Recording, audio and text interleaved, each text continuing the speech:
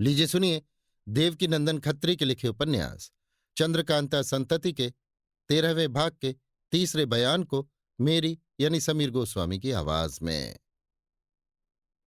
अब हम रोहतासगढ़ का हाल लिखते हैं। जिस समय बाहर ये खबर आई कि लक्ष्मी देवी की तबीयत ठीक हो गई और वे सब पर्दे के पास आकर बैठ गई, उस समय राजा बीरेंद्र सिंह ने तेज सिंह की तरफ देखा और कहा, लक्ष्मी देवी से पूछना चाहिए कि उसकी तबीयत एक कलमदान देखने के साथ ही क्यों खराब हो गई। इससे पहले कि तेज सिंह राजा बीरेंद्र सिंह की बात का जवाब दे या उठने का इरादा करे, जिन्न ने कहा, आश्चर्य है कि आप इसके लिए जल्दी करते हैं। जिन्न की बात सुनकर राजा बीरेंद्र सिंह मुस्कुराकर चुप हो रहे और भूतनाथ का कागज पढ़ने के लिए तेज सिंह को इशारा किया। आज भूतनाथ का मुकदमा फैसला होने वाला है, इसलिए भूतनाथ और कमला का रंज और तरद्दुत तो वाजिब ही है, मगर इस समय भूतनाथ से 100 गुनी बुरी हालत बलभद्र सिंह की हो रही है। चाहे सभी का ध्यान उस कागज के मुट्ठे की तरफ लगा हो जिसे अब तेज सिंह पढ़ना चाहते हैं, मगर बलभद्र सिंह का ख्याल किसी दूसरी तरफ है। उसके चेहरे पर बदहवासी और परेशानी छाई है और वो छिपी निगाहों से चारों तरफ इस तरह देख रहा है जैसे कोई मुजरिम निकल भागने के लिए रास्ता ढूंढता हो, मगर भैरव सिंह को मुस्तैदी के साथ अपने ऊपर तैनात पाकर सिर नीचा कर लेता है। हम ये लिख चुके हैं कि तेज सिंह पहले उन चिट्ठियों को पढ़ गए जिनका हाल हमारे पाठकों को मालूम हो चुका है। अब तेज सिंह ने उसके आगे वाला पत्र पढ़ना आरंभ किया, जिसमें ये लिखा हुआ था, मेरे प्यारे दोस्त, आज मैं बलभद्र सिंह की जान ले ही चुका था, मगर दारोगा साहब ने मुझे ऐसा करने से रोक दिया। मैंने सोचा था कि बलभद्र सिंह के खत्म हो जाने पर लक्ष्मी देवी की शादी रुक जाएगी और उसके बदले में मुंदर को भर्ती कर देने का अच्छा मौका मिलेगा, मगर दारोगा साहब की राय न ठहरी। उन्होंने कहा कि गोपाल सिंह को भी लक्ष्मी देवी के साथ शादी करने की जिद हो गई है। ऐसी अवस्था में यदि बलभद्र सिंह को तुम मार डालोगे तो राजा गोपाल सिंह दूसरी जगह शादी करने के बदले कुछ दिन अटक जाना मुनासिब समझेंगे और शादी का दिन टल जाना अच्छा नहीं है। इससे यही उचित होगा कि बलभद्र सिंह को कुछ न कहा जाए। लक्ष्मी देवी की मां को मरे 11 महीने हो ही चुके हैं, महीना भर और बीत जाने दो। जो कुछ करना होगा शादी वाले दिन किया जाएगा। शादी वाले दिन जो कुछ किया जाएगा उसका बंदोबस्त भी हो चुका है। उस दिन मौके पर लक्ष्मी देवी गायब कर दी जाएगी और उसकी जगह मुंदर बैठा दी जाएगी और उसके कुछ देर पहले ही बलभद्र सिंह ऐसी जगह पहुंचा दिया जाएगा जहां से पुनः लौट आने की आशा नहीं है। बस फिर किसी तरह का खटका न रहेगा। ये सब तो हुआ, मगर आपने अभी तक फुटकर खर्च के लिए रुपए न भेजे। जिस तरह हो सके उस तरह बंदोबस्त कीजिए और रुपए भेजिए, नहीं तो सब काम चौपट हो जाएगा। आगे आपको अख्तियार है। वही भूतनाथ। बीरेंद्र सिंह भूतनाथ की तरफ देख के, क्यों भूतनाथ, ये चिट्ठी तुम्हारे हाथ की लिखी हुई है? भूतनाथ हाथ जोड़कर, जी हां महाराज, ये कागज मेरे हाथ का लिखा हुआ है। बीरेंद्र सिंह, तुमने ये पत्र हेला सिंह के पास भेजा था? भूतनाथ, जी नहीं। बीरेंद्र सिंह, तुम अभी कह चुके हो कि ये पत्र मेरे हाथ का लिखा है और फिर कहते हो कि नहीं। भूतनाथ, जी मैं ये नहीं कहता कि ये कागज मेरे हाथ का लिखा हुआ नहीं है, बल्कि मैं ये कहता हूं कि ये पत्र हेला सिंह के पास मैंने नहीं भेजा था। बीरेंद्र सिंह, तब किसने भेजा था? भूतनाथ बलभद्र सिंह की तरफ इशारा करके, इसने भेजा था और इसी ने अपना नाम भूतनाथ रखा था, क्योंकि ये वास्तव में लक्ष्मी देवी का बाप बलभद्र सिंह नहीं है। बीरेंद्र सिंह, अगर ये चिट्ठी, बलभद्र सिंह की तरफ इशारा करके, इन्होंने हेला सिंह के पास भेजी थी तो फिर तुमने इसे अपने हाथ से क्यों लिखा? क्या तुम इनके नौकर या मुहर्रिर थे? भूतनाथ, जी नहीं, इसका कुछ दूसरा ही सबब है। मगर इसके पहले कि मैं आपकी बातों का पूरा पूरा जवाब दूं, इस नकली बलभद्र सिंह से 2-4 बातें पूछने की आज्ञा चाहता हूं। बीरेंद्र सिंह, क्या हर्ज है? जो कुछ पूछना चाहते हो पूछो। भूतनाथ बलभद्र सिंह की तरफ देख के, इस कागज के मुट्ठे को तुम शुरू से आखिर तक पढ़ चुके हो या नहीं? बलभद्र सिंह, हां पढ़ चुका हूं। भूतनाथ, जो चिट्ठी अभी पढ़ी गई है, इसके आगे वाली चिट्ठियां जो अभी पढ़ी नहीं गई हैं, तुम्हारे इस मुकदमे से कुछ संबंध रखती हैं? बलभद्र, नहीं। भूतनाथ, सो क्यों?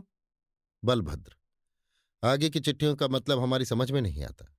भूतनाथ, तो अब आगे वाली चिट्ठियों को पढ़ने की कोई आवश्यकता न रही।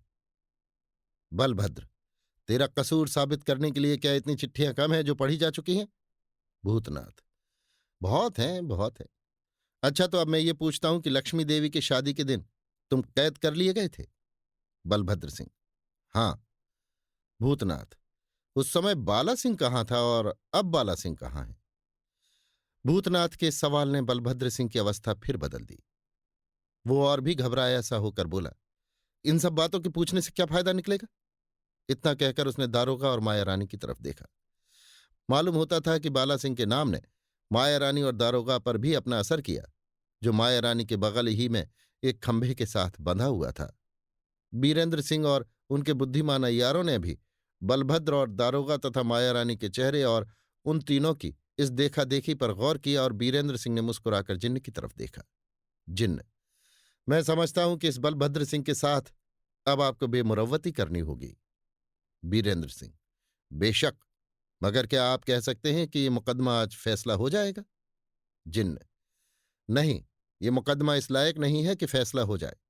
यदि आप इस मुकदमे की कलई अच्छी तरह खोलना चाहते हैं तो इस समय से रोक दीजिए और भूतनाथ को छोड़कर आज्ञा दीजिए कि महीने भर के अंदर जहां से हो सके वहां से असली बलभद्र सिंह को खोज लावे, नहीं तो उसके लिए बेहतर न होगा। बीरेंद्र सिंह, भूतनाथ को किसकी जमानत पर छोड़ दिया जाए? जिन्न, मेरी जमानत पर। बीरेंद्र सिंह, जब आप ऐसा कहते हैं तो हमें कोई उज्र नहीं है, यदि लक्ष्मी देवी और लाडली तथा कमलनी भी इसे स्वीकार करें। जिन्न, उन सबको भी कोई उज्र नहीं होना चाहिए।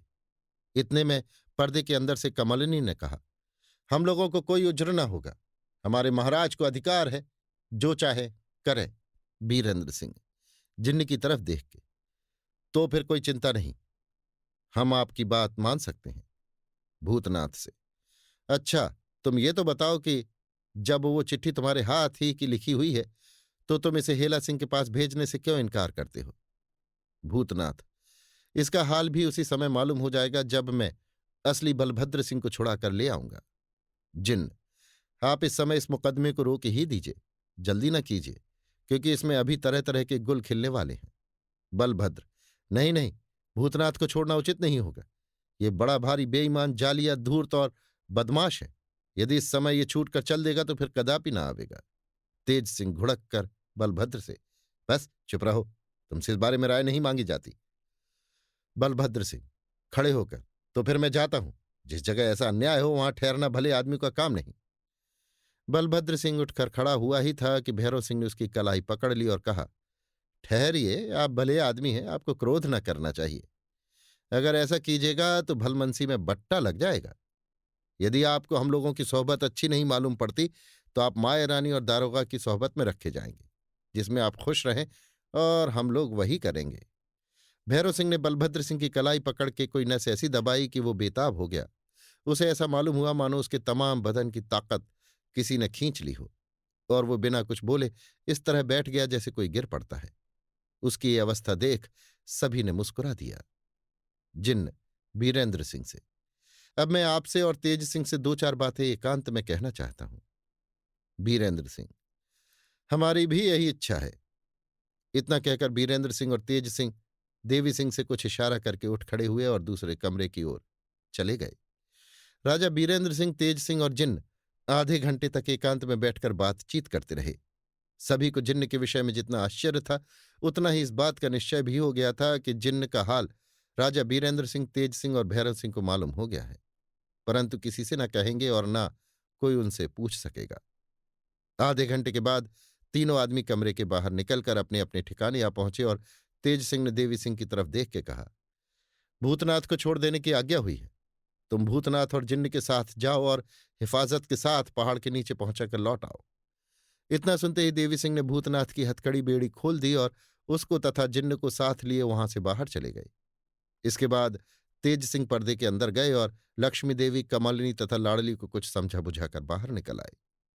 बलभद्र सिंह को खातिरदारी और चौकसी के साथ हिफाजत में रखने के लिए भैरव सिंह के हवाले किया गया और बाकी कैदियों को कैद खाने में पहुंचाने की आज्ञा लेकर राजा बीरेंद्र सिंह बाहर चले आए तथा अदालत बर्खास्त कर दी गई। अभी आप सुन रहे थे देवकीनंदन खत्री के लिखे उपन्यास चंद्रकांता संतति के 13वें भाग के तीसरे बयान को मेरी यानी समीर गोस्वामी की आवाज में।